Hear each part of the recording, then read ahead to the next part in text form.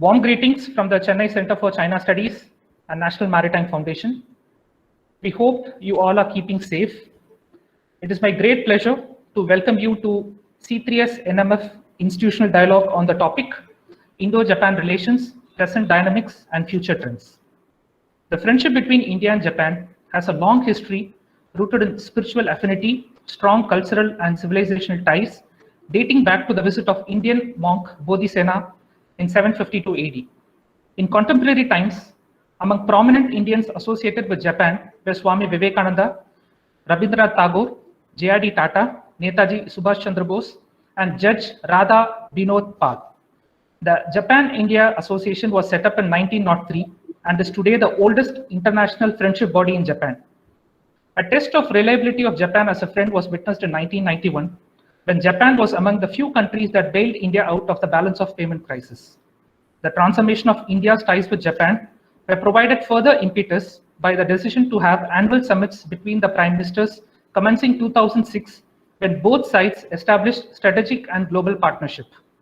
Prime Minister Shri Narendra Modi's visit for the 13th annual summit to Japan on October 2018 provided further boost to bilateral ties, building upon the momentum created by his visits to Japan in 2014 and 2016, as well as the visits of Prime Minister Shinzo Abe to India in 2015 and 2017.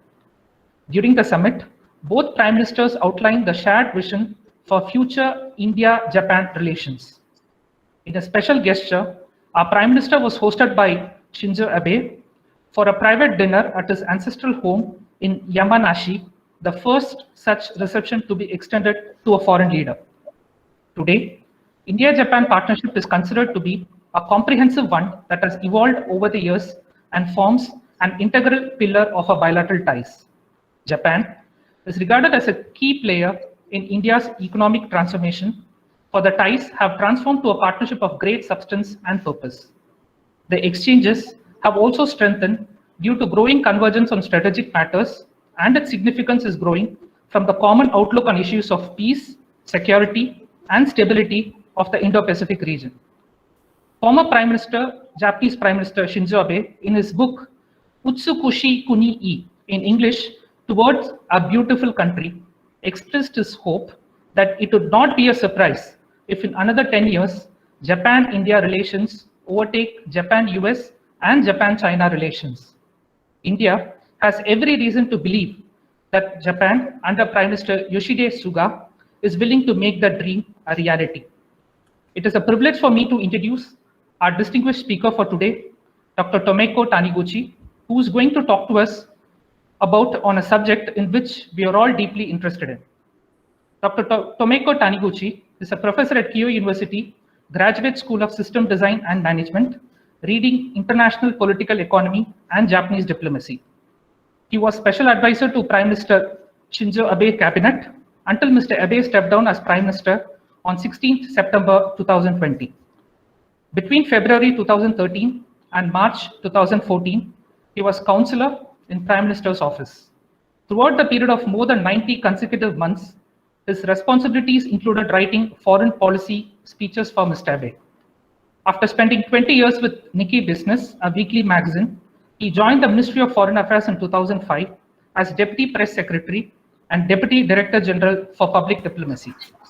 Until he left the ministry 3 years later, he addressed the English-speaking press and wrote speeches for then Foreign Minister Taro Aso and other leaders, including Prime Minister Abe. While the magazine, he spent a stint in London from 1997 to 2000 as the magazine's correspondent. In 1999, the Foreign Press Association in London elected him president, the first from the east of Suez. During his journalistic career, he spent sabbaticals at Woodrow Wilson School, Princeton University, as a Fulbright visiting fellow at the Shanghai Institute for International Studies and at the Brookings Institution as a paid CNAPS fellow. LLB from the University of Tokyo, doctorate in national security from Takushoku University. He has authored or co-authored more than 10 books on international affairs. One of his latest books, entitled, if put into English, Truth Be Told of Abe Shinzo, was his own account of Abe's leadership. Chairing and moderating today's session is Commodore R.S. Vasan, Director C3S and Regional Director, National Maritime Foundation.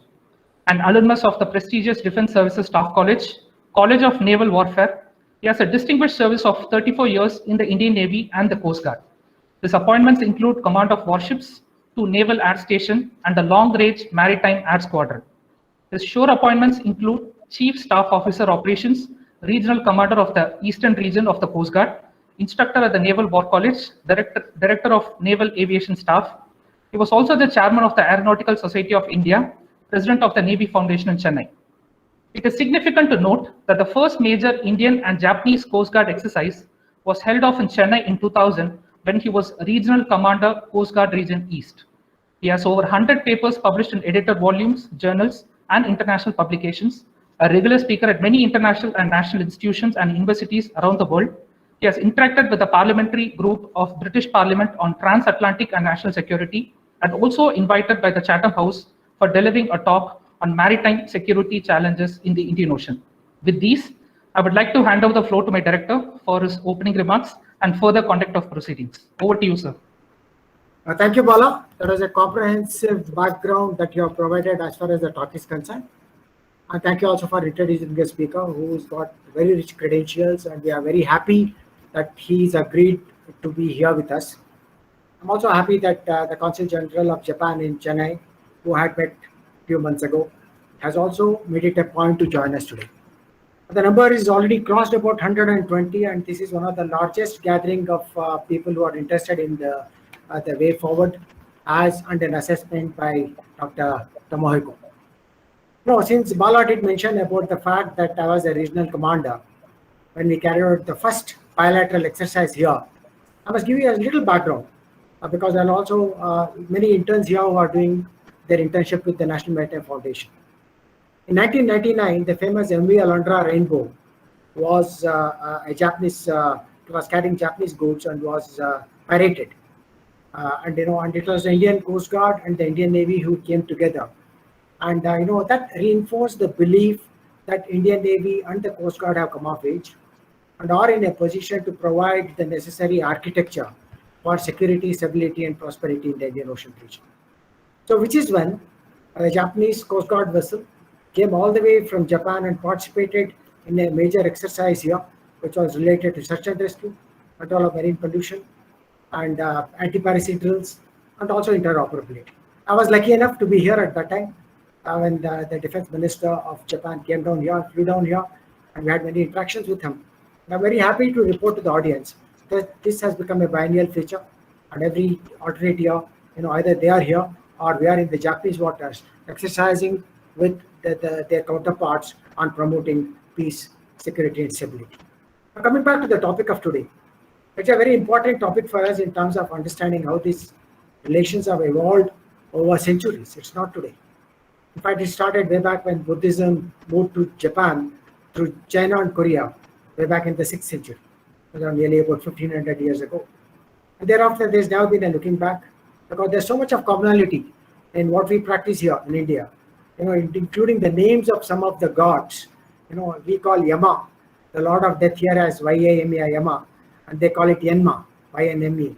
And likewise, there are equivalent thing for Lakshmi, Saraswati, Vishnu, Maheshwara. So there's a phenomenal amount of commonality that's there, which is passed on between the two of us, and that has cemented our relations, not just in the cultural mode, but also in many areas. Since he will have plenty to tell us, I'll only flag a few events chronologically, just to set the context in terms of what to expect from our speaker today, who's also been writing speeches for the Prime Minister, which means he has a thorough understanding of the entire environment before he could, write out those speeches. So, which is where we are very lucky to have him with us. So, let's just look at some of these events, particularly after the World War. As you know, during that time, everybody has definitely heard about the INA, the Indian National Army, which was headed by Subhash Chandra Bose. But not many people would have heard or remember the names of Radha Vinodapal, who is revered today in Japan because he was the one who was, arguing or rather putting up forward his case during the tribunal, which was International Military Tribunal that was conducted. So when you move forward, you realize that in 2006, We had the Japan exchange training programs, which took us to the different levels. So 2006 went from just a figure of one, we moved up to more than 50, 60 people who are going for this. And in 2008, the Japan-India strategic and global partnership was again embarked upon. And as our speaker is going to bring out, 2007 was again a turning point. Because not only did we have the Malabar exercise, but also that is when Abe spoke about the confluence of the two oceans. I'm talking about the Pacific and the Indian Ocean, which came together, and they realized that the oceans link continents and nations, and is the lands that divide people and states. So, which is where there's been a phenomenal amount of efforts to see where our interests lie together. And 2007, after Malabar, I think DVC had carried out some kind of a survey in Japan, and they said, something like 44% of the Japanese were in favor of enhanced India-Japan relationship, and there were only some 4% who had a negative view about India. What we must also not forget is that after the Pokhran nuclear blast, there were sanctions that were imposed on us, but this was the way in which two mature democracies looked at each other's aspirations. And it took us more than 18 years to come back to the table and understand each other's realization, particularly when India was looking at two nuclear neighbors, one on the west and one on the east. So we moved forward in terms of trying to understand each other's requirement in the global space. And I must now come also to the economic engagements which have taken place. I'm sure he will have his views on how some of these were addressed and enabled. So I'm talking about the Japan being the largest ODA. That's on one part. Other part is about the investment that is trying to make in the DMRC. There's a Delhi-Mumbai rail corridor at considerable cost, but at low interest rates. It is about $42 billion. Likewise, there has also been an effort, which is the Asia-Africa Growth Corridor, where not much has happened, unfortunately, because that's one area of concern that we discuss in the Chennai Center for China Studies, because we feel that here is where not just the blue dot, but also the AAGC, which has many options to be given to the third world as an alternative to the BRI, which is an aggressive campaigning by China. So I have no doubt that our speaker today will look at all these issues and tell us where we stand in terms of a prosperous Indo-Japanese relationship and how we can contribute to global peace and security. One important unit I would like to highlight before I hand over to the speaker, and that is, when there was a standoff on the border, I'm talking about September 2020, when India and Japan went ahead and signed the Acquisition and Cross Services Treaty. As an important development, you must remember that it happened when we had a standoff. So this just happened about 7-8 months ago, on September 9, 2020 to be precise. And what is very important here is, I went through the MOU. It has got just 6 pages, including the annexure. And there are 7 articles.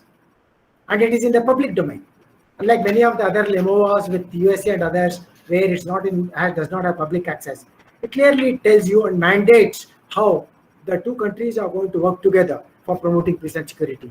And they will help each other in terms of supporting their aspirations in the common areas of interest, in the global heritage of mankind. So with that, Professor, I would like to hand over to you.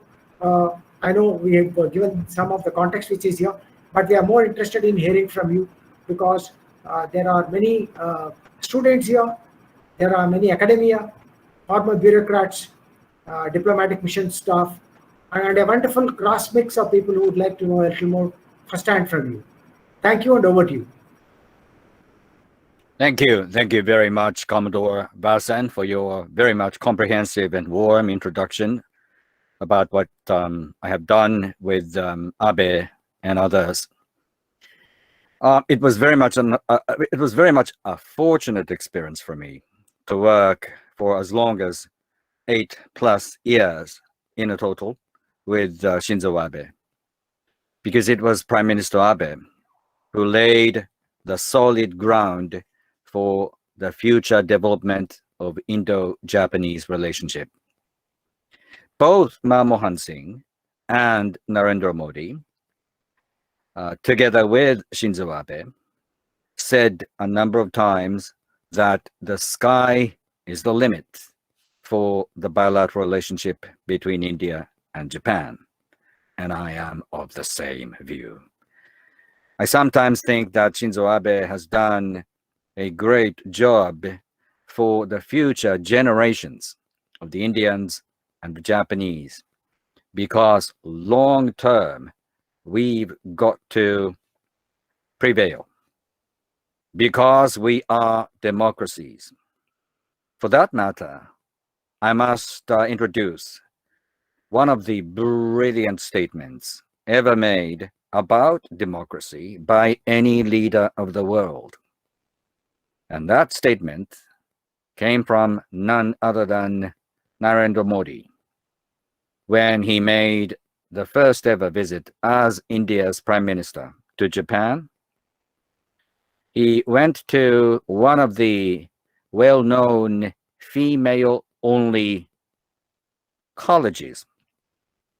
And that college, Sacred Heart College, as the name indicates, is a Christian college, addressing seniors and sophomores, the third and fourth year students of Sacred Heart University. One of the students, a female student, stood up in the question and answer session and asked a usual question. And that usual question was about our mutual neighbor. What would you recommend that India and Japan should do with our mutual neighbor? In response, Prime Minister Modi said something like, imagine you are in a dark room and you would like to extinguish darkness. Would you like to use a machine gun? A machine gun could not kill darkness. Only a candlelight would do the job. And that candlelight is democracy. I can't forget this brilliant statement that came from Narendra Modi. By the way, his name is very much easy to remember for many in Japan. You call sometimes him Namo, and Namo is one of the mantras that Buddhists in Japan often use. I'm a Buddhist, and Namo, when practicing Buddhism, Namo, you always call Namo. And that also reminds many, including many of you, of deep connections, spiritual bonds that exist only between India and Japan, not between India and any other East Asian countries. The sense of reincarnation, the sense behind grasses around you, there may be souls and spirits of your ancestors. That sense is still prevalent among the Japanese. And if you go to one of the 4 main islands of Japanese archipelago called Shikoku, you still encounter quite a substantial number of people who are making pilgrimages. And they are in their 50s and 60s, not so much different from what you do in India. So we are, both the Indians and the Japanese are deeply spiritual. And that actually is at the foundation of the bilateral relationship, which has to prosper going forward. Today, I am going to use a PowerPoint slide presentation, which is not going to be so much long, but I could show you using that PowerPoint presentation how the geopolitical concept of Indo-Pacific came to be present, came to be existence, and what Quad, based on that geographic concept, is about. And I would also like to touch on what Quad is not about. And later on, I would be very much happy to get engaged in lively discussions with you all. I see already 134 people attending, and I'd be very much curious to answer whatever questions you might have. Please, may I just share a slide? Sure, Professor.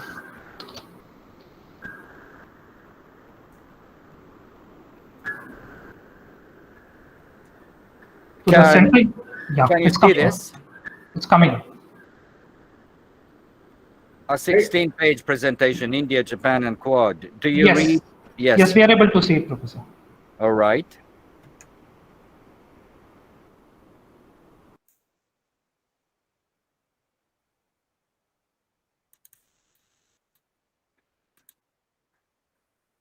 This tells you conventional strike capabilities that China possesses.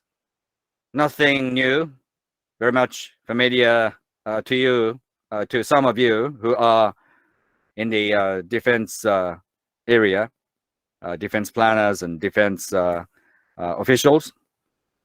Both India and Japan are under full coverage, not necessarily of nuclear strike capabilities, but conventional strike capabilities, and they are growing. This picture came from a little bit an old stock of my pictures. The next slide should show you nuclear capabilities under development and under ownership of China. You see maximum missile range from China. You see the 3,000-kilometer range. And again, both India and Japan are under the medium-range missiles shooting range. So later on, I will speak a little bit about Quad. However, Australia and Japan don't share the same neighbor.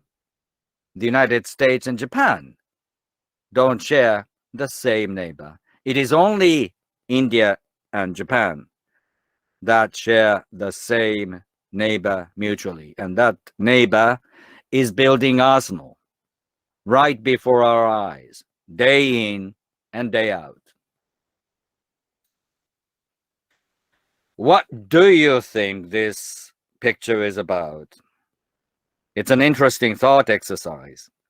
People in the United States, albeit belatedly, have come to be aware that the competition between China and the United States is far, far more serious than they anticipated only 10 years ago.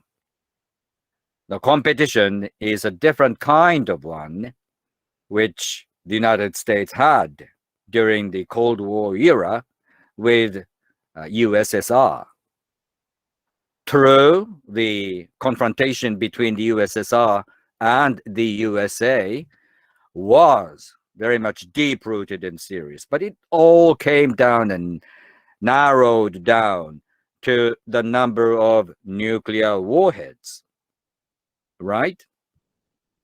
The competition between these two great powers was about the number of ICBMs and nuclear warheads.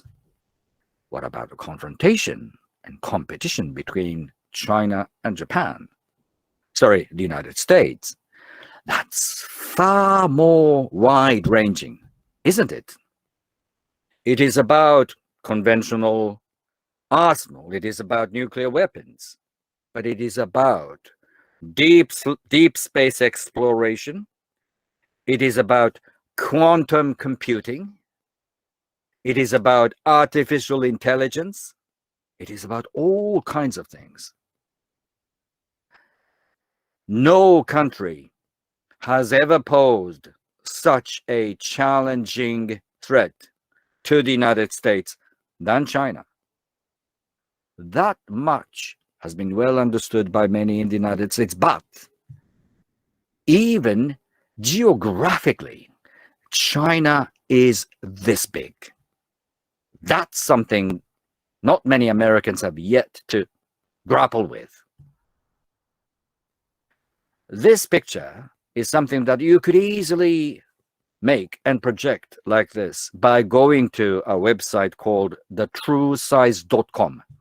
The TrueSize.com enables you to handpick a country of your choice and put it on wherever you wish to avoid misperceptions oftentimes caused by and associated with Mercator projection. Does it make sense? Mercator projection makes countries and places like, for instance, Greenland disproportionately big.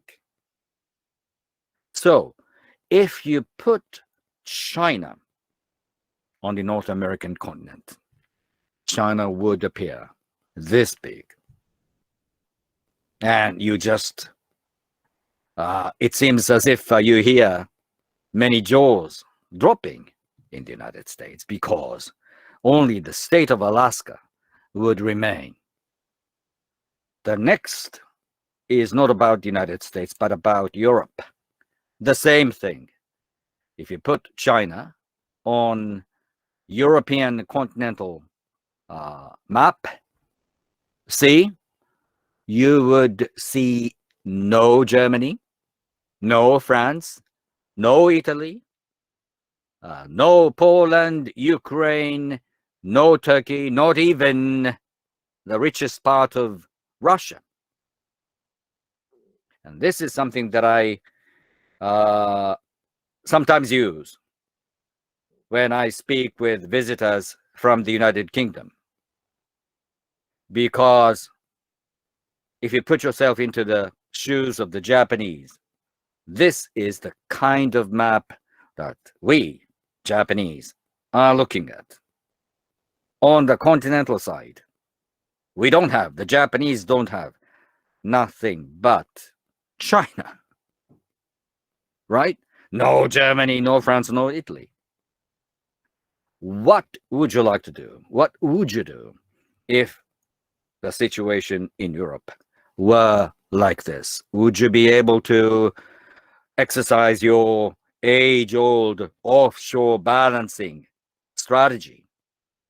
Would you be able to ally with one or two countries from the European continent to counterbalance the bigger neighbor? You couldn't do that because, after all, one country dominates the continent. So this is a mental map that many in my country, the Japanese, are contemplating almost daily. And this is an oceanic map. And you can see over here, it's Japanese archipelago. So it's 90 degrees anti-clockwise. And there are 3 red pins, if you can see them. And this blue water area is the Philippine Sea. And these shallow waters are 2 China seas, east and south. And it should go without saying how important Taiwan's salience is in this geographic map. And red pins closer to the continent, to the eastern side, starts with the Senkakus. And in the middle is the small island called Okino Torishima. You don't have to remember this, but that's one of the islands under the ownership of Japan. And that constitutes a huge area of what is called EEZ, that is Exclusive Economic Zone. What is this red pin in the outermost area? That's an island called YAP, Y-A-P, and that constitutes the second island chain, according to Chinese defense planning. And on the island of Yap, the Chinese private investors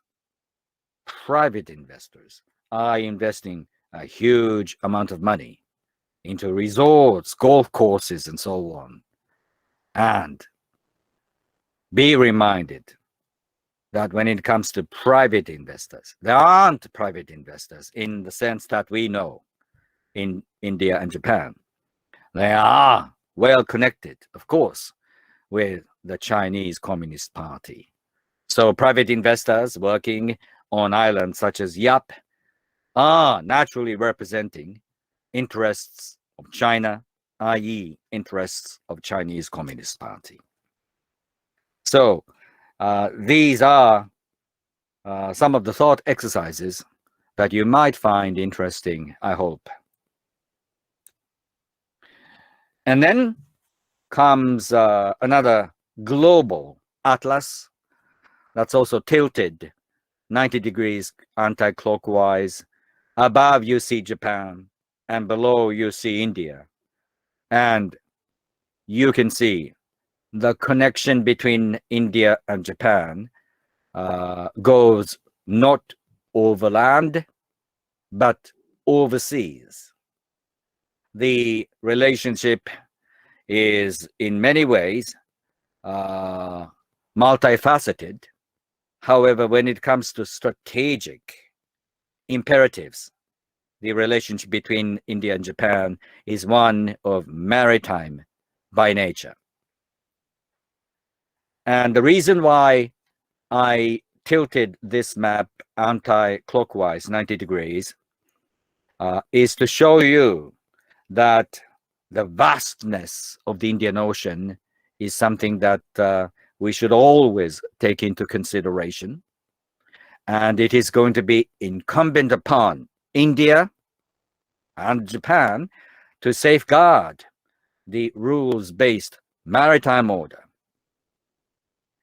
I hope this tilted global atlas should give you the sense that both India and Japan should work continuously to take responsibilities in maintaining the rules-based international order in the maritime sphere. Herein comes the conceptualized shape of a diamond. By diamond, I'm using a title of an article that Shinzo Abe published soon after he came back in office, 2012, December 2012. And shortly after that, an internet-based op-ed publication called Project Syndicate ran an article contributed by Shinzo Abe. And the title went, Asia's Democratic Security Diamond. It's a diamond-shaped picture, as you see. On the right-hand side, the corner covers Hawaii Islands, where the biggest presence of US forward deployment is concentrated. Down below, you get another corner that is covering the port of Darwin in Australia. To this port, Darwin, in a rotated way, the US Marine Corps is on a regular basis visiting. On the left, you see Chennai, basically, but India. So within this diamond, you see both China Seas and an important area of the Western Pacific. And this diamond-shaped relationship is going to be even more important, is going to gain even more salience going forward, because India is going to grow much further in the future. In order for Quad to take a shape like this, two things mattered. One, the awareness on the part of the Americans that they can't do everything alone by themselves anymore. They've got to ally more firmly with Japan and Australia and India. Second, the growing salience of India, both politically and economically. It is common knowledge that in 2050, India is going to be bigger than China. India is going to be the biggest populated country in the world, not China. And the best news here is India is still going to be a democracy, which is the reason why the Japanese and Australians and the Americans are now investing into their own relationships with India. Quad, as you see, is one way to invest into our shared future. And India's presence has made it possible. A bit of history, and we've got only 4 or 5 slides to go. The genesis of a geopolitical concept of Indo-Pacific as opposed to Asia-Pacific. First, Asia-Pacific. There was a Japanese prime minister named Ohira, surname Ohira, Masayoshi, given name, Mr. Ohira, and his counterpart in Australia, Prime Minister John Malcolm Fraser, together launched what is now called APEC, and that was in 1980. APEC is an abbreviation for Asia Pacific Economic Cooperation, that interestingly, from the beginning, has included both Taiwan and China, but that is another story. 1980s was an era, if you remember, that saw growth of Asian so-called 4 tigers, South Korea, Taiwan, Hong Kong, and Singapore. And then the 21st century began with China leaving from its low-key posture and becoming ever more assertive. The turning point, if you like, was actually in 2001. In that year, China had already been a member of WTO, with all supporting efforts made by the United States and Japan. China became a member of WTO. And in that same year, 2001, China for the first time hosted a multilateral gatherings of APEC meetings. And in 2006, Prime Minister Abe Shinzo took office as PM again and urged Manmohan Singh that India and Japan should work closer with the United States and Australia. Unfortunately for Shinzo Abe, Mr. Abe had to step down as Prime Minister 1 year after taking office due to his chronic illness of ulcerative colitis. It's ulcer plus colitis, called ulcerative colitis, and it's incurable. He's still got that disease, but he's on good medication, and I can tell you he has recovered his stamina, and he looks well these days. But he had to step down as Prime Minister in 2007, so this idea did not actually fly. The second bullet point, he laid out his Indo-Pacific vision in a speech he gave to the Joint House of the Indian Parliament 2007. He spoke to a room full of parliamentarians, Manmohan Singh and his cabinet members and so on, at Central Hall in the Parliament House in Delhi. And the title of the speech was dubbed this way: Confluence of the Two Seas. This was the genesis of an idea that would later to be called the Indo-Pacific. And Confluence of the Two Seas is actually a borrowed title. The original was the title for a book Mughali Prince Dara Shikoh published sometime in the 17th century. And the whole concept of Confluence of the Two Seas also came from some of the illuminating statements that Swami Vivekananda made in 1893 in Chicago at the World Assembly of Religions. And he urged the audience in 1893 to be more understandable, to be more compassionate, and to accept more differences. And interestingly, the speech Swami Vivekananda gave to the stunned audience in Chicago in 1893 took place on the 11th of September. Yes, 9/11.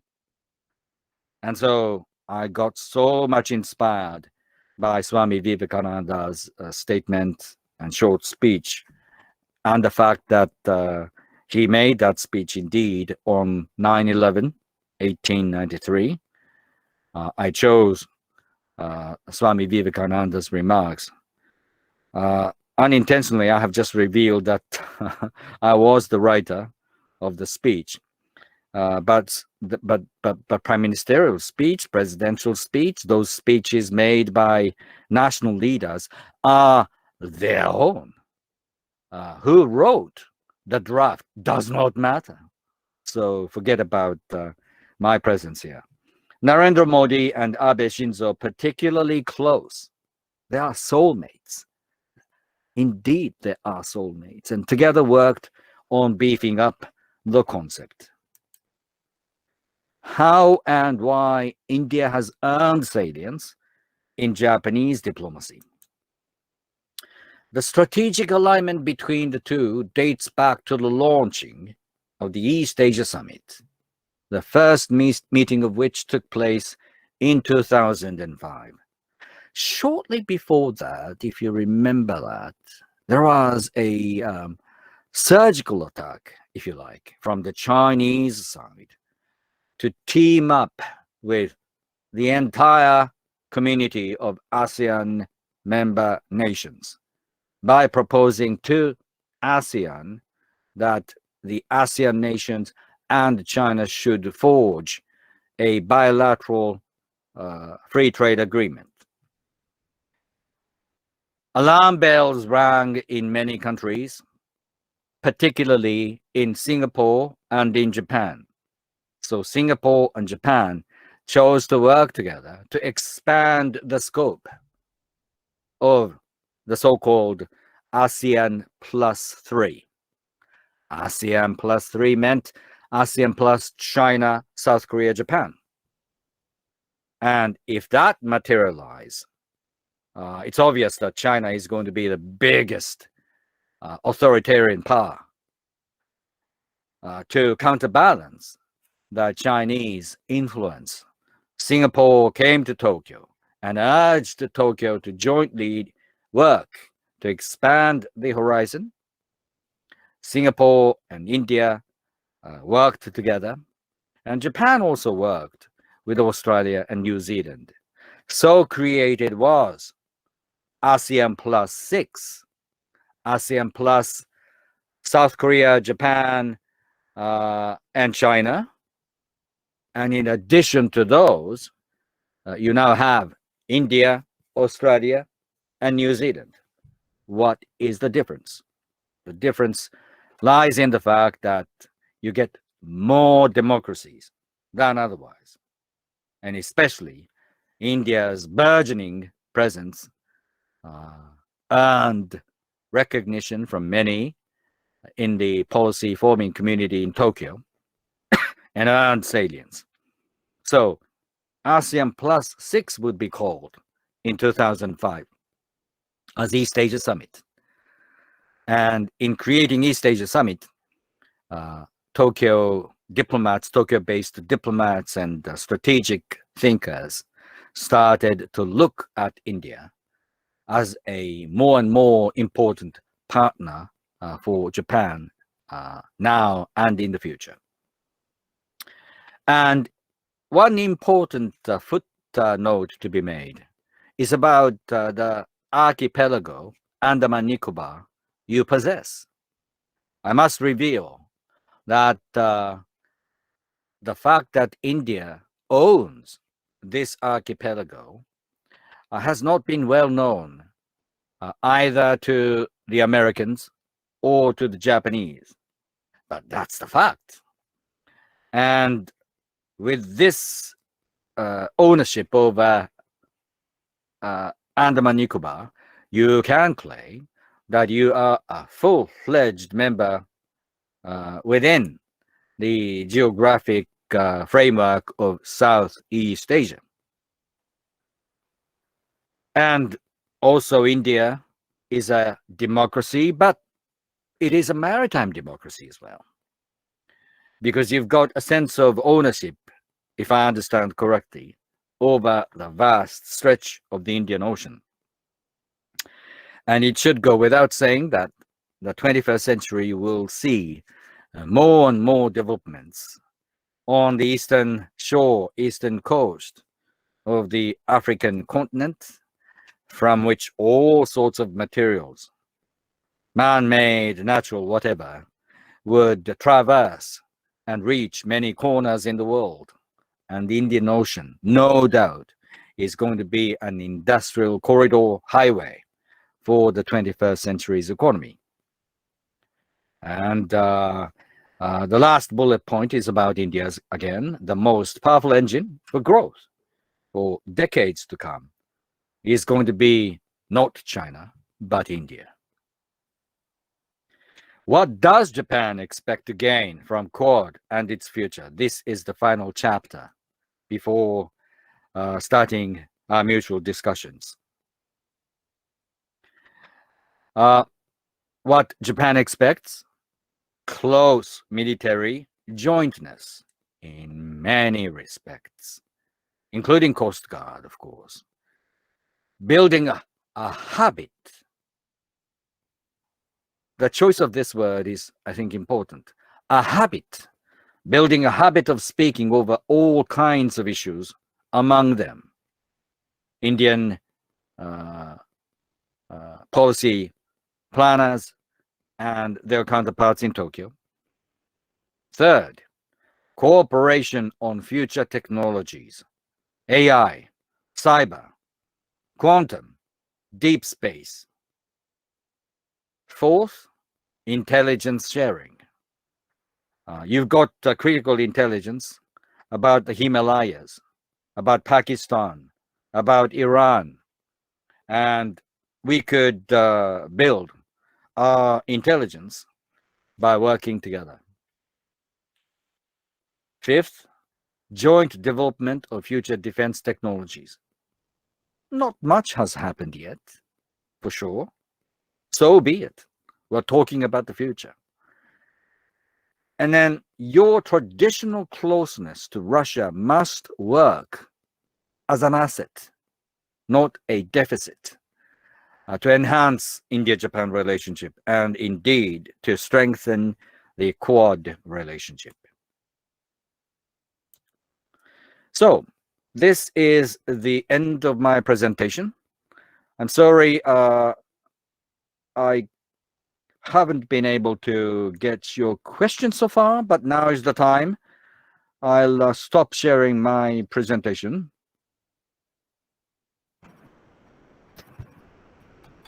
Thank you, Professor, for an outstanding presentation.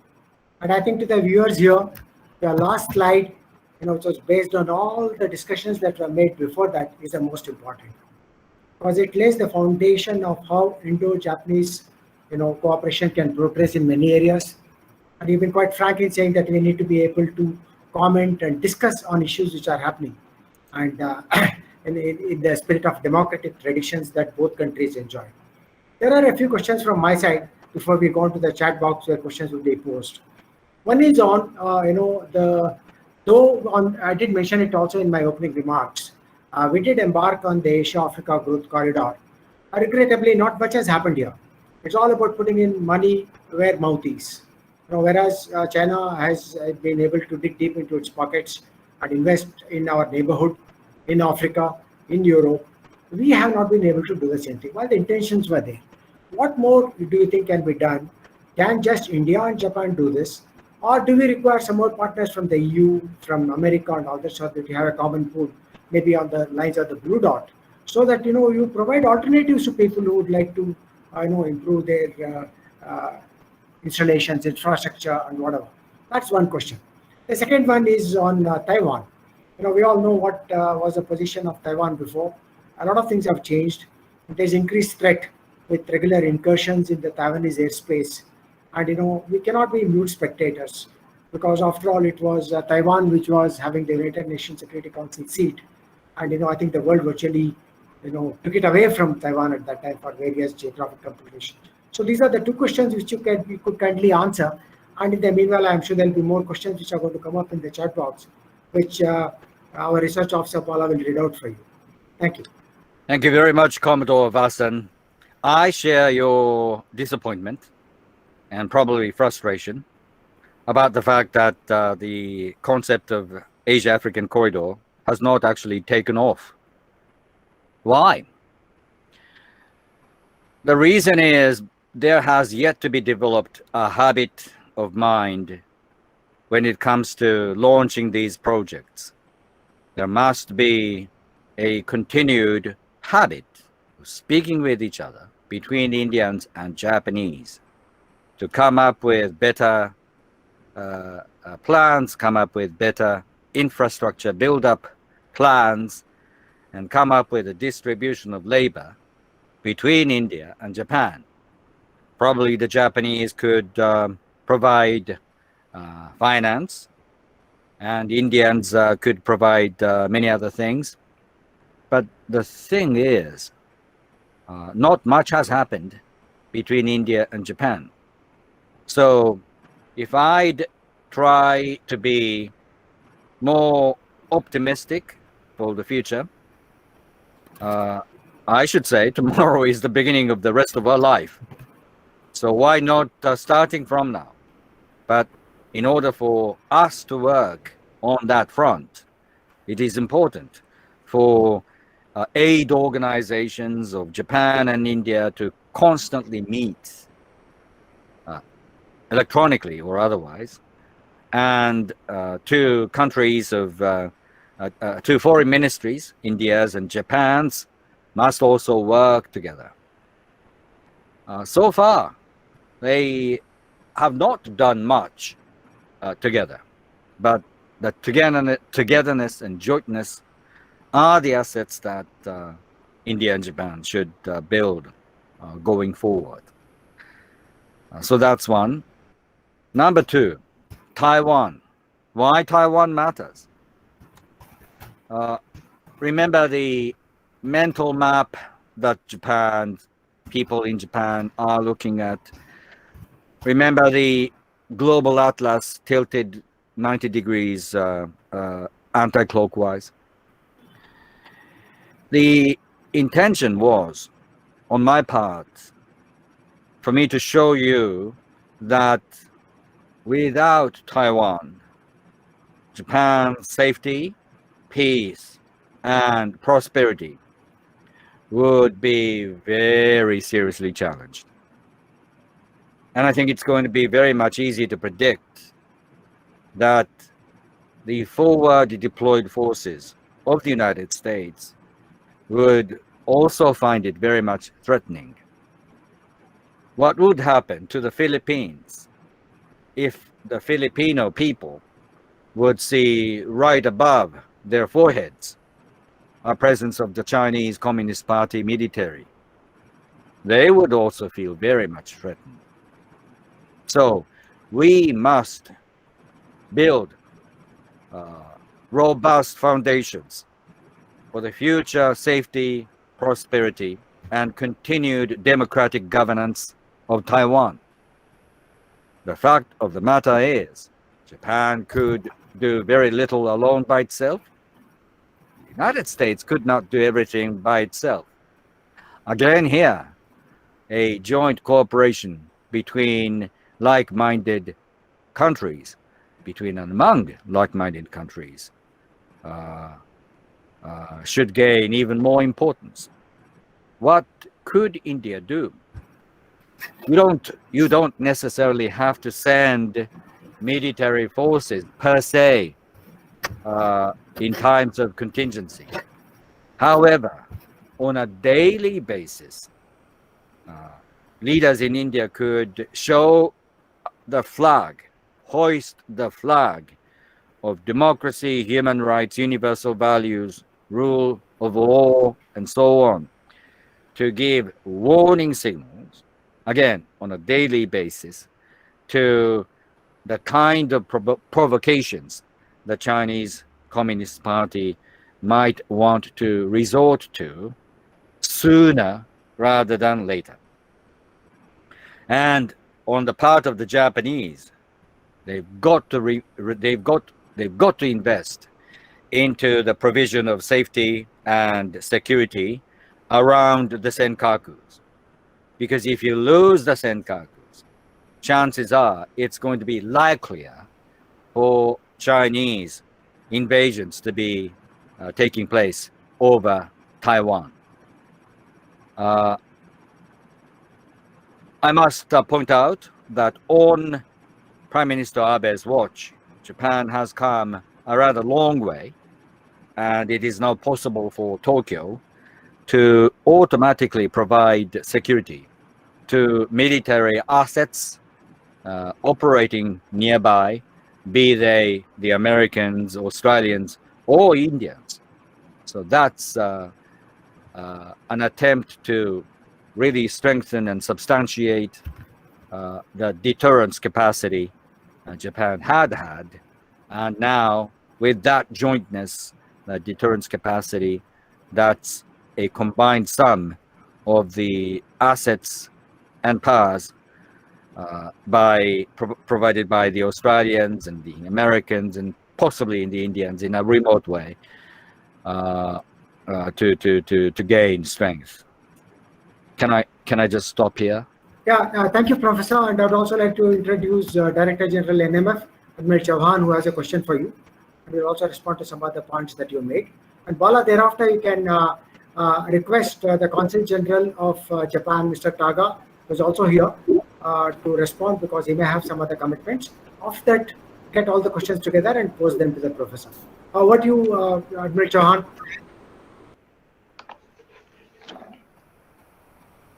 Oh, yes.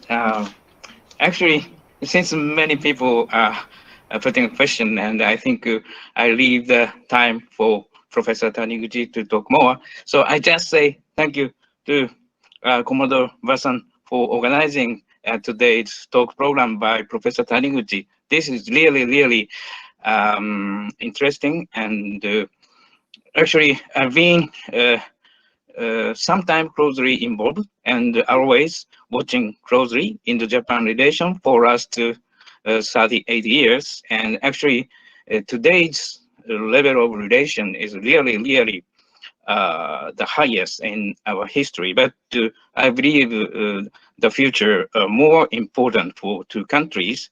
And from this point of view that Professor Taniguchi very well described that our development, our relationship, especially from 2005. Actually, these 15 years, our relation really, really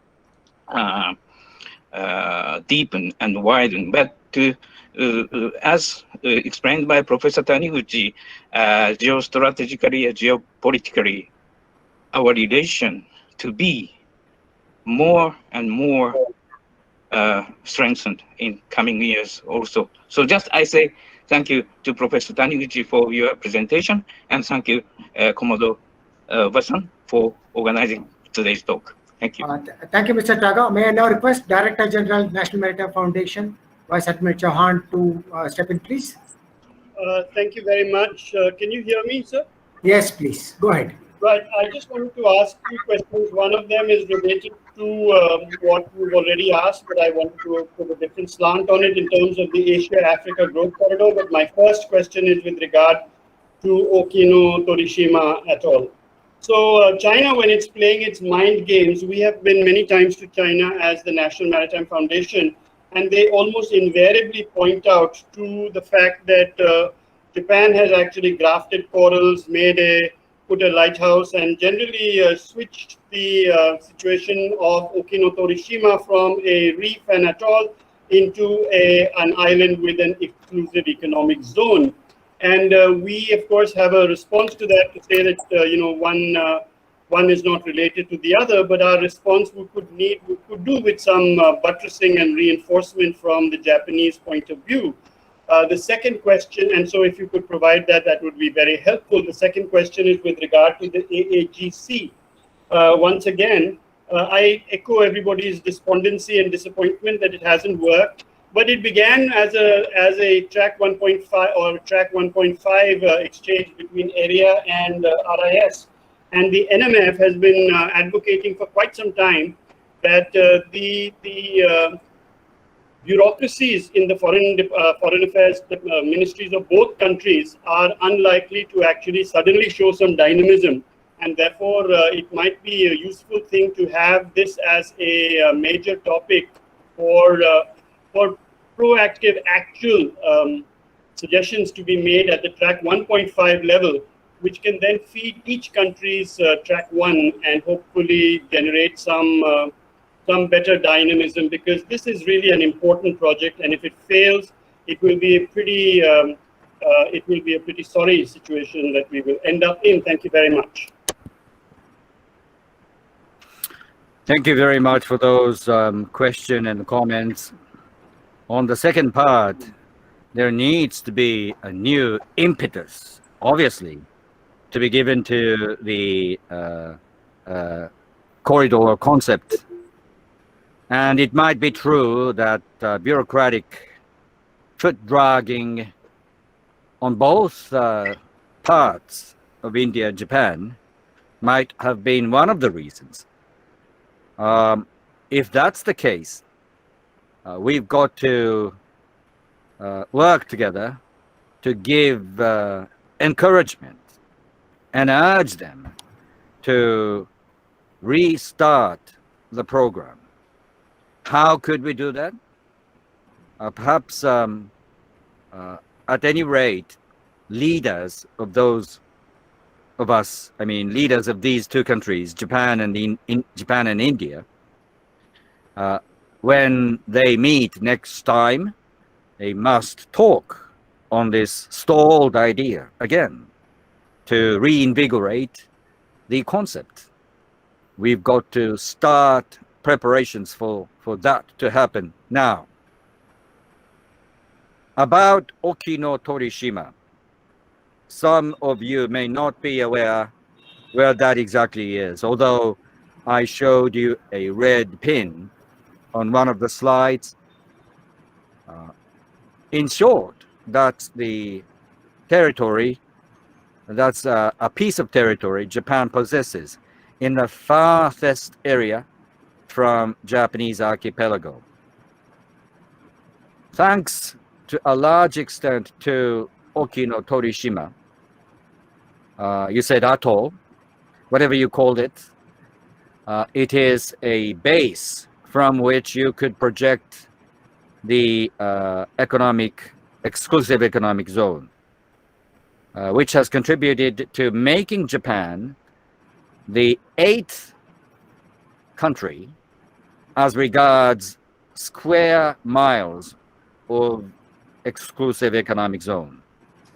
The width and breadth of EEZ under Japan's ownership is actually bigger than the one under the possession of China. So it is very much important. But I have been scratching my head as to why China is making such a fuss about Okinotorishima. After all, it is not a military base. It is only a foundation from which you could project the exclusive economic zone. But the Chinese interpretation of exclusive economic zone is different from ours. For them, EEZ is almost like territory, territorial water.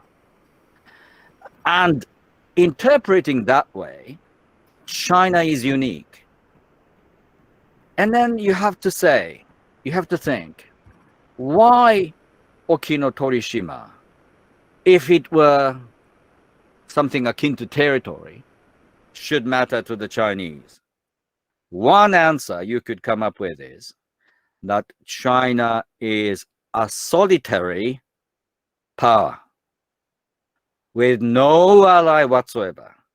Repeat, no ally whatsoever. Not even a partner, not even a friend, perhaps. And then when China buys a huge quantity of all kinds of goods and materials from across the Pacific Ocean, from Peru, Chile, you name it, you've got to provide, the Chinese have got to provide security alone by themselves too, the burgeoning commercial fleet. Whereas in the case of the Australians and the Japanese, they have been able to count upon the biggest naval power in the history of humankind, the United States. But the Chinese cannot be contented by getting relied upon the US projected power. And then Okinotorishima sits right in the middle of the long stretch of the sea line of commerce and communication that combines China with South American continent. And by the way, the importance of Fiji is very similar. It is common knowledge that China for some time has invested more and more in Fiji, militarily, economically, politically. But Fiji is ideally located for Chinese submarine force, for Chinese naval boats to have a week or two for rest in Fiji, because the sea line that connects Shanghai, if you like, with Chile, Peru, is the longest sea line of commerce on the surface of the globe. So Okinotorishima is a target for Chinese provocations. Thank you very much. Bala, 1 second. Professor, would you like to look at the chat box and take on the questions, or you want them to be read out? Or where you think you can combine them, in the interest of time, you could prioritize them and club them together if you so wish to. Otherwise, Mr. Bala will read them out for you. Perhaps you could pick up, according to your preference, some of those questions and give them to me, and I'd be happy to answer whatever questions. Bala, please go ahead and look at the questions. I think there are about 7-8 questions there, so you can read them out from the time it was first posed. Sure, sir. First question is by Mr. Surjit Singh. He has asked, is there any significant policy change between India and Japan after the retirement of Prime Minister Abe? The short answer is no. Suga was Abe's right-hand person, the title of which was Chief Cabinet Secretary. And he worked in that capacity for as long as 7 years and 8 months. He attended all the security briefings with Prime Minister Abe. And when Prime Minister Abe met leaders from abroad, when they make visits to Japan, Chief Cabinet Secretary Suga also attended. So there is very little deviation between Suga's foreign policy and Abe's foreign policy. To be really, really frank and honest, Suga has very little time to share for diplomacy as of yet, because he has concentrated his mind power on tackling Wuhan virus, COVID-19, and soon, within 40 days, Tokyo is on schedule to host the Olympiad, and Suga has to work very much hard on making it happen. So it is going to be after this coming fall, autumn, that Suga is going to shift his focus more on foreign policy. Thank you, Professor. Next question is by Mr. Pratik. He has asked, how do you see Indo-Japan cooperation in the domain of deep sea exploration in coming years? I have not thought about it. I'm sorry, I have not thought about it. But I could only say that Japan is among a number of, a select few, let's put it that way.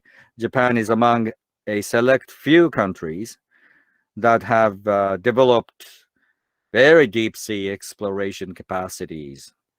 It's going to be nice if India and Japan could work more on both the Indian Ocean and the Pacific Ocean. And why not including, when working on those projects, other nations as well, like France or the UK. Thank you, Professor. I have a question, Professor. How does Japan view the connectivity projects like the South Asia Mekong connectivity, including the ASEAN connectivity within ASEAN along with India? How does Japan view these connectivity projects? Let's just admit, when it comes to building connectivities, China has done quite a lot, both in Southeast Asia and in Africa. But sometimes it's an attempt of beggar thy neighbor sort of policy. And Japan's has been to build foundations from below. In other words, by taking, by investing into human capacities in the recipient countries, by utilizing labor resources available locally, and by building capacities for future leaders locally. So it takes time, but it's going to make connectivity more robust and resilient. And that is something that Japanese leaders, including Shinzo Abe, chose to call quality infrastructure. Japan's not given up at all on building more important quality infrastructure projects. Again, not necessarily alone by itself, but with many others, and by engaging other institutions such as Asian Development Bank. And by the way, Tokyo's stance on this is not to actually alienate Beijing at all. If Beijing is willing and interested in working with Japan to build quality infrastructure to the benefit of the recipients, not to the benefit of Beijing, but to the benefit of the recipients, why not working together? That's something that Tokyo has continued to say to Beijing. Thank you, Professor. There's a question by Mr. Surya. He has asked, China is flexing its muscle in the outer space. How can Quad minimize such threats in space?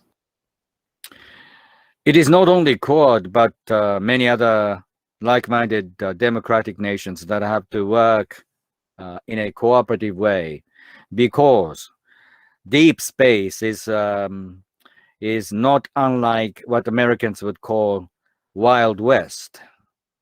it's a lawless area, isn't it? And the first thing we've got to ponder, is what kind of legal framework should better serve humans' long-term interests. And China couldn't do anything alone on that respect by itself.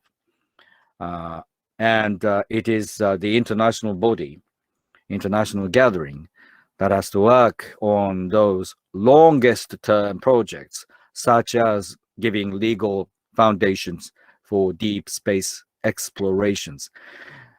Fortunately, I think there is a window of opportunity for the next 10 years or so. So let's just swiftly start working on that project. And it takes experts from all countries. Japan has quite a few, but I'm sure India has also quite a few. And herein comes an importance of working together, including more and even more countries. Why not from Italy, from Germany, from even from Argentine, and so on. You know, we've got to work together. It's a common effort. Thank you, Professor. This is a question from National Maritime Foundation, Dr. Siva Padarath. He has asked about the imperatives of geoeconomic of Asia-Africa growth corridor, in relation to which he has asked, which model do you think would be practical in Africa for success of the Asia-Africa growth corridor? Is it a business-to-business model, or business-to-government model, or a business-to-consumer model? I don't know if I could choose one among those. I must tell you, on the Japanese side, once renowned, gung-ho spirited mega contractors have of late shown not much interest, and that's been part of the problem. And for that matter, it is the government's responsibility. I mean Tokyo's responsibility to show to them an attractive incentive package for them to be more forthcoming. Business to business is important, of course. And then there is a role to be played by the government, one of matchmaking, if you like. And Tokyo has hosted TCAD meetings, the abbreviation for Tokyo International Conference on African Development. And it started much, much earlier than China embarked upon a similar exercise. The next one is going to be on schedule very soon. And India and Japan, along the way, must cultivate ties so that business to business, business to government, government to government, all sorts of endeavors should take shape, albeit slowly, but steadily. Thank you, Professor. This is a question by Ms. Meghna. She has asked about the perceptions of ordinary people in Japan and how they view the enhanced relations between India and Japan. The thing is, like India, Japan is far from monolithic. You get, if you ask if you ask 10 Indians, they may say 10 different things. But remarkably, first of all, it's not a partisan issue. It's a bipartisan issue. Second of all, there is absolutely no animosity of any kind toward the Indians. The opposite is the case. When they think about Indians, they smile. Their faces show. They obviously appear more comfortable. And India's culture has long remained a source of inspirations, as we discussed at the beginning of today's seminar. And at some corners in Tokyo, an administrative ward called Edogawa, you see a growing society of Indian expatriates and their family members. And there are 3 different Indian schools fully in operation in Tokyo.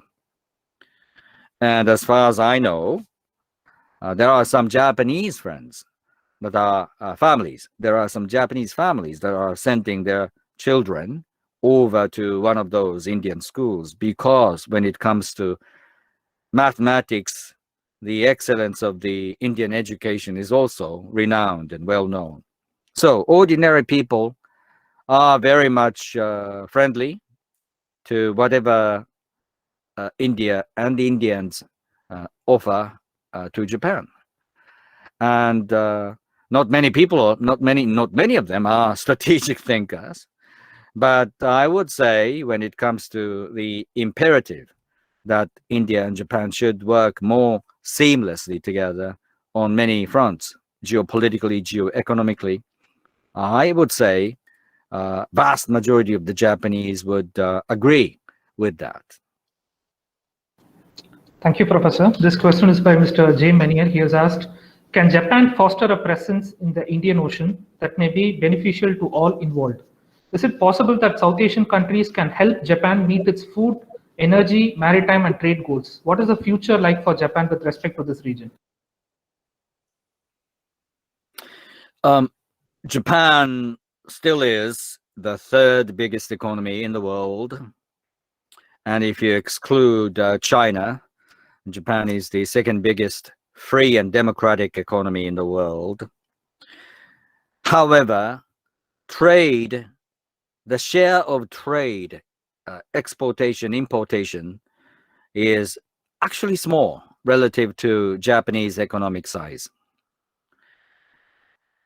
That said, the importance of the maritime domain that begins from the Arabic Sea through the Indian Ocean and Malaysia, Singapore to South China Sea and East China Sea should not and would not lose its importance, because after all, it's the sea line along which critical resources travel from the Middle East to Japan. You may say, in this area of decarbonation, the importance of Saudi Arabia is going to lose its weight. That may be true. But a new novel idea is taking shape from both ends, Saudi Arabia and Japan, because Saudi Arabia has got a huge area of desert, and that's an ideal place for them to lay out mega solar panel farms. And using that solar power, they could produce hydrogen or ammonia. And then hydrogen, ammonia should be the sources of energy for our future. And in any event, those materials have to be making a journey from the Middle East to Japan. So the importance of Indian Ocean is going to be even more prominent than hitherto for Japan. Whether Japan could project naval presence in the Indian Ocean, I think it's a task to be pursued in the next decade or two. But even now, there is a constant going and coming of Japanese naval vessels between the between the port that Japan's built in a country, Dibuchi. So between Dibuchi and Tokyo, the Japanese naval boats are going back and forth. And that's exactly one of the reasons why joint exercises between Indian Navy and Japanese maritime self-defense force are actually easy to do and easier to do now than ever before. Thank you, Professor. I have a question. Japan has recently established a new division within its national security secretariat to focus on economic statecraft, primarily in response to the China's growing economic influence in Asia. Can you please share more on this? I think it's an attempt, long overdue, because, for instance, critical land property fell into the hands of the Chinese investors. Critical land property meant many different properties, but crucially, they included land property around military base. That's one. We talk about cyberspace all the time, but cyberspace is not something like floating clouds in the sky. It's undersea cable that is the infrastructure. And then the undersea cable must be onshore. What if you see Chinese investors buying lands around the critical onshore port of the submarine telecommunication cables? That's happening. Semiconductor is another. There is a huge regret among the Japanese industrialists and leaders that they chose in the 1990s to disinvest in the areas of semiconductors.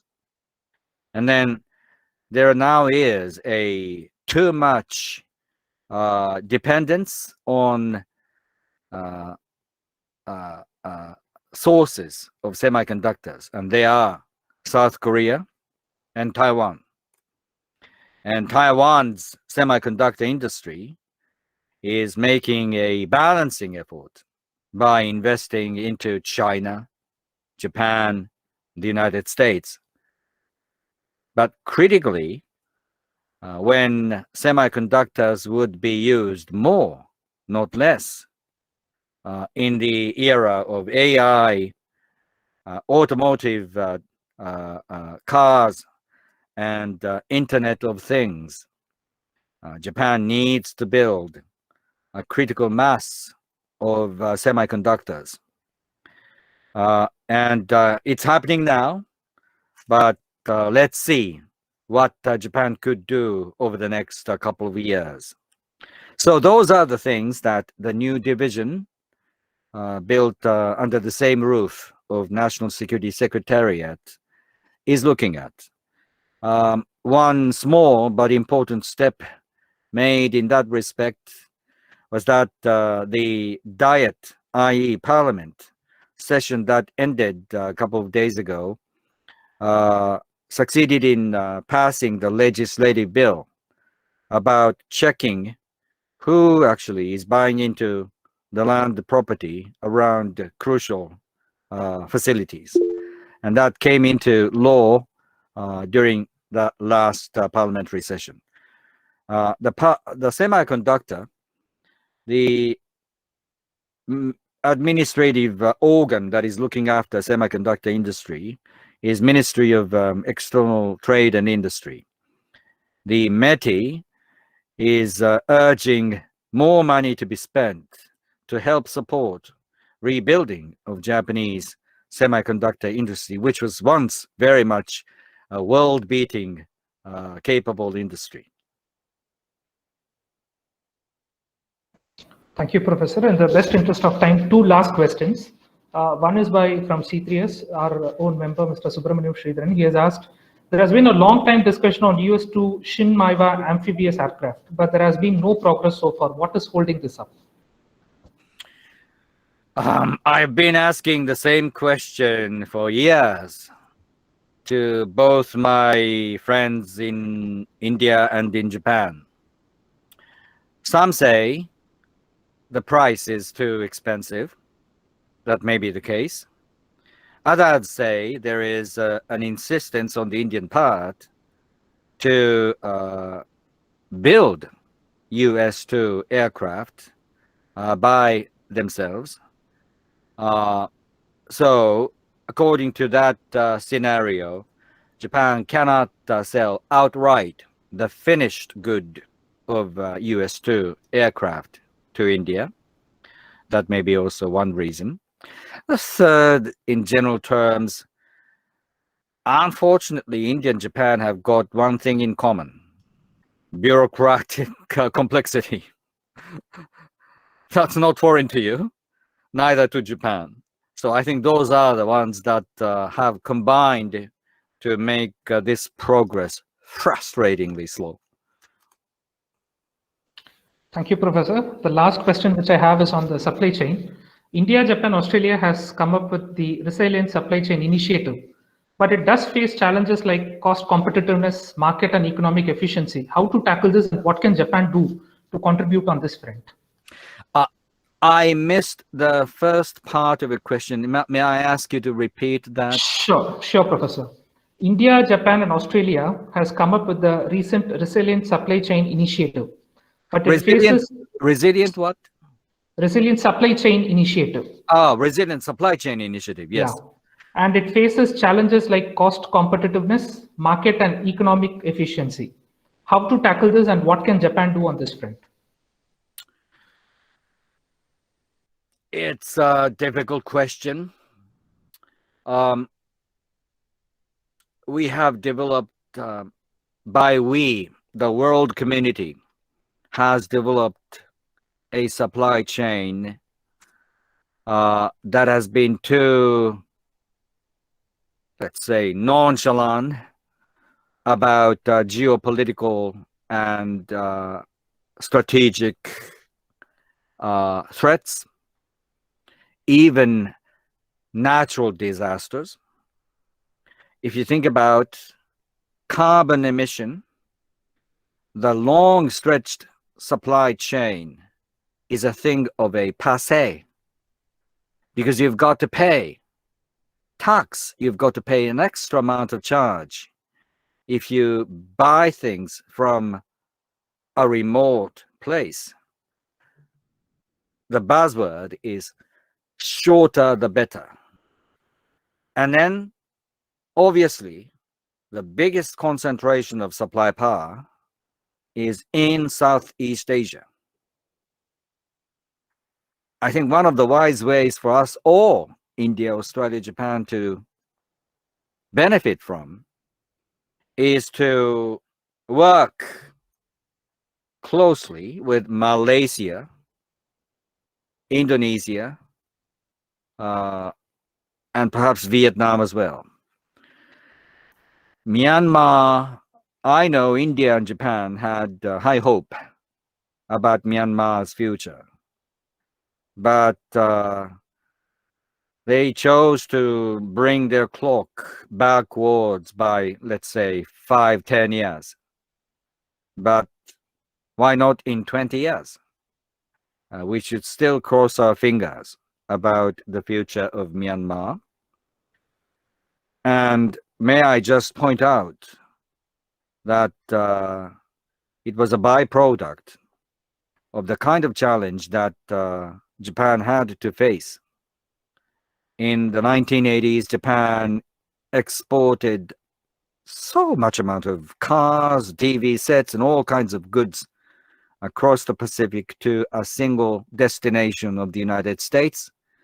When the United States was building its security capacity to give a final blow to the Soviets, the United States wanted Japan's currency to be appreciated.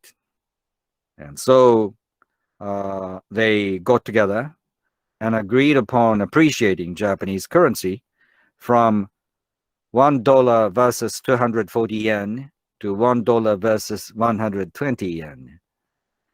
With that happened and started, was the great boom of investing more and more into Southeast Asian countries, without which I should argue Malaysian automotive industry could not have flown, and Indonesia's economic development would have gotten much smaller in amount and shorter, slower in pace. At any rate, the fact is you get the biggest and richest concentration of supply chain capacities ever found on the surface of the globe. And luckily, India's proximity to Southeast Asia, Australia's, Japan's, all make it possible for three of us to benefit more from that concentration. I'm not sure if I've answered the question about supply chain, but that's an intuitive response. Thank you, Professor. Before we end the Q&A session, the last question is by my director, Commodore R.S. Vasan. He has asked both India and Japan, who were to work jointly in Colombo, but the recent developments have virtually closed the door, showing the emerging economic, strategic, and political threat in India's neighborhood. What is your take on these developments, and what can India and Japan do together?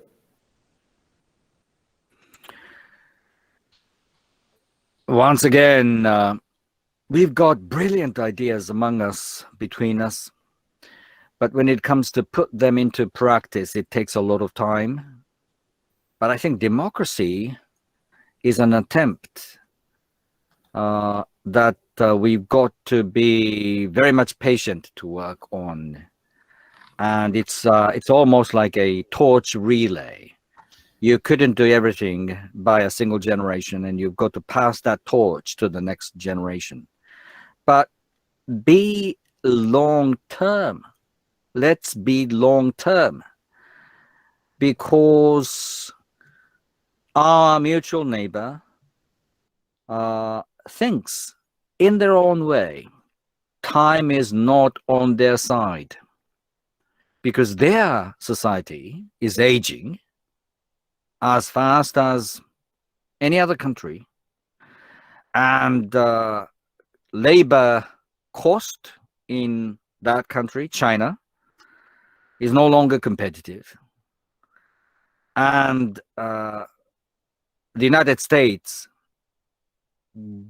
willpower is something that's very serious. And so the Chinese economic development is going to face more and more headwind going forward. What's going to happen in Iran? That's another big question mark. At one point in our recent past, there was a discussion. We had in India and Japan to build a port to counterbalance the presence of Gwadar in Iran. And that was one of the big infrastructure ideas that both Delhi and Tokyo talked about. But I don't think it's going to take off anytime soon. So there are many ideas, but the thing is, unlike China, India is going to be growing even further. Your generation, your population still remains young, and your intellectual power is second to none. You've got more PhD holders in the world than anyone else, if you include Indian diasporas working in other countries like the United States. So the future is brighter for us democratic countries than for authoritarian regime. You know, that's a consolement. That's something that you might call even an excuse, but so be it. That's the truth. Thank you, Professor, for patiently taking all our questions and for those insightful responses. I would now like to hand over the floor to my director for his concluding remarks. Over to you, sir. Thank you, Bala. And thank you, Professor, for that wonderful talk. And what appealed to me most was the end note where you exuded a lot of positivity. Because we acknowledge what the strengths and weaknesses of the democratic systems are. But there is more strength than weakness, provided we have the time. Like you also cautioned, I think the bureaucracies on both sides of the Singapore Straits are used to bureaucratic delays, which has perhaps let us down on various issues, whether it is the Colombo Port City development or the West Coast Terminal, or even the Asia-Africa Growth Corridor. But I'm very happy that you had the time to take on all the questions. There were some more questions, but due to paucity of time, could not take this. What's come out clearly is that the relations that have been established for centuries have stood the test of time, and we are on a new trajectory. And China has actually been a catalyst for ensuring that we work even harder to ensure that we take on this challenge together, which is where the relevance of Quad has come about. But there are some wonderful diagrams which you showed, because even in India, whenever we want to tell our youngsters about the importance of the oceans, we always hold the Indian Ocean map with a south orientation. That tells you the expanse of oceans that spreads ahead of you, and which is your area of interest. So from that point of view, both the maps that you showed, tilted 90 degrees, told us where our emphasis is and where we can join hands together. So that your last slide which you showed, I'm sure we have recorded the entire recordings, and with your permission, we'll also be sharing it with all of our viewers. So that I'm sure that will give them a little more time to look at the complete presentation and put a context to it, and also look at the slides which were prepared with a lot of painstaking effort. So thank you very much, and we look forward to being in touch with you again, and we will invite you again. We are planning to have a Quad dialogue at that time, where we'll have experts from the other two countries, and we will try and look at some of these and see what more can be done. So yes, there is a certain amount of disappointment, as you also shared our concerns regarding the lack of progress of the Asia-Africa Growth Corridor and lack of some of these initiatives which are taking place. But also the fact that we've been talking about US2 for decades, and it doesn't take off, and you might be looking for the next alternative, which may be US3, which is still on the drawing board. So that is the unfortunate part. But thank you for this wonderful session that we've had, and it's been a long session for you. And I must also thank a lot of interns who have come. We start off with some 140 people who are there, both from National Meta Foundation and from academia, from C3S, from our own interns and others. So it's been a very useful session for us, and we'll continue to keep in touch with you. Thank you so much, and Jai Hind, Namaste. With that, I'll hand you over back to Bala. Thank you very much, sir. I would now request my colleague, Ms. Padmashri Anandan, to formally present the vote of thanks. Over to you, Shri. Thank you, sir. Good afternoon, all. I thank C3S for giving me the opportunity to present this vote of thanks. We sincerely thank Professor Tomohiko Taniguchi for his valuable time, giving us a profound overview of Indo-Japan relations with geographical representation, significance of maritime aspects, and Quad between India and Japan, indicating the areas to strengthen the cooperation, strongly pointing out the stand of China, and responding to all the questions in detail. Thank you very much, Professor. We express our gratitude to the Director, C3S, Commodore R.S. Vasan, and all the members of C3S, veterans, and participants for their active participation. Thank you all once again. Jai Hind. Jai Hind. Thank you, Professor. Thank you for joining us. Thank you. Thank you very much. I thoroughly enjoyed our discussions. Thank you so much for having me. Thank you very Thank you, much, Professor. Have a nice day. You too. You all too. Thank you very much. Bye now. you.